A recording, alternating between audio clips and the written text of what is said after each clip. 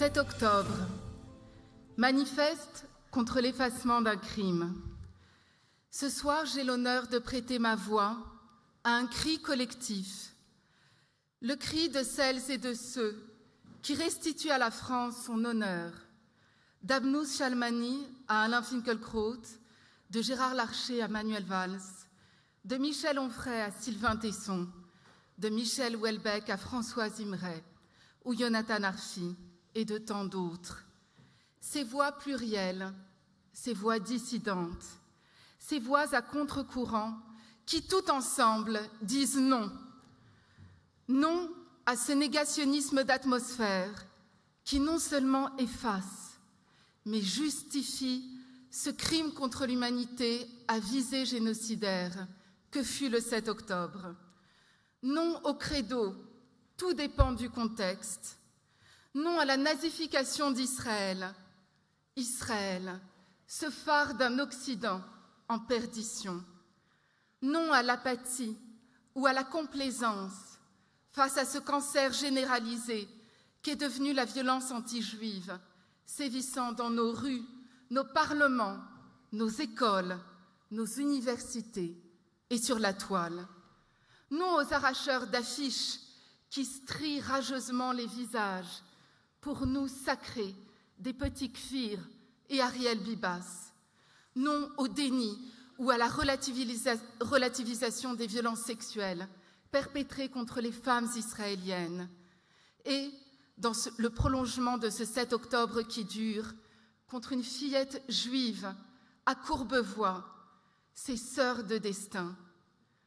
Non aussi à l'autocensure, au confort de l'évitement, à tous ceux qui se taisent ou qui martèlent ce triptyque stalinien, occupation, résistance, solution à 2 États, qui se cachent derrière les mots pour mieux édulcorer, relativiser ou, pour coller à leur lexique, contextualiser la réalité des chairs brûlées vives, la réalité d'un bébé décapité. Oui, les bébés ont été décapités. La réalité de cette mère et de cet enfant du kibboutz Be'eri, dont il ne restait que 2 colonnes vertébrales, collées l'une à l'autre. La réalité des femmes ligotées à des arbres et violentées en groupe.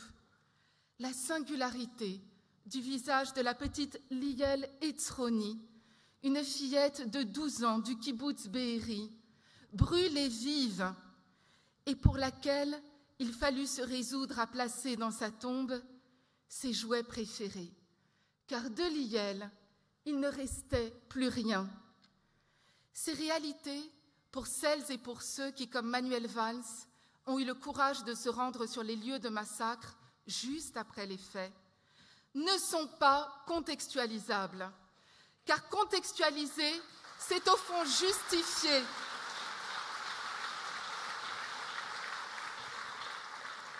Car contextualiser, c'est au fond, dans le contexte actuel, vous me pardonnerez l'expression, justifier et disculper. Le 7 octobre n'est pas un égarement, il n'est pas un ratage de la soi-disant résistance palestinienne, mais un crime contre l'humanité à visée génocidaire, s'inscrivant par son degré de violence et son mode opératoire dans la lignée de Srebrenica, du Darfour, et surtout dans l'interminable sillon de 2000 ans de rage exterminatrice anti-juive. 7 octobre, un livre, un nom. Notre ouvrage, initié par Guy Bensoussan et dirigé par David Reynard et moi-même, se veut tout autant un manifeste pour décrypter, pour dénoncer ce négationnisme diffus, qu'un monument de papier honorant la singularité de chacun des massacrés.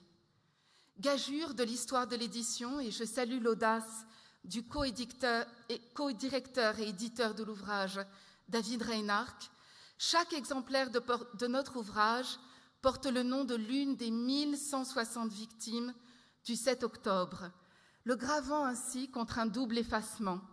L'effacement par les hordes génocidaires du Hamas, assisté avec zèle par près de 900 civils gazaouis, et surtout l'effacement par leurs complices intellectuels et politiques qui essaiment dans les chancelleries et les centres du savoir de l'Occident, Harvard, MIT, Columbia, Pennsylvanie, et dans mes 2 alma mater, l'École normale supérieure de la rue d'Ulm et Sciences Po.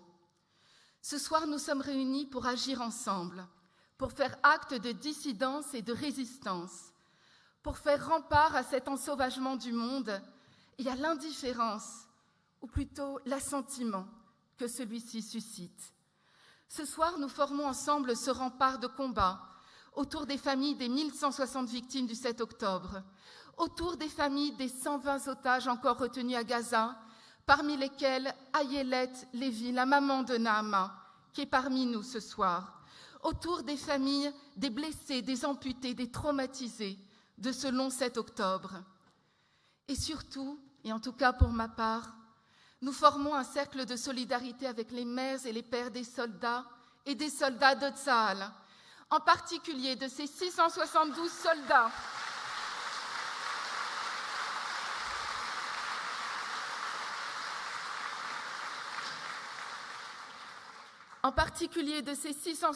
soldats tombés au combat depuis le 7 octobre, qui ont fait preuve, pour citer la maman du sergent-chef Yair Avitan, tué il y a quelques jours à Gaza.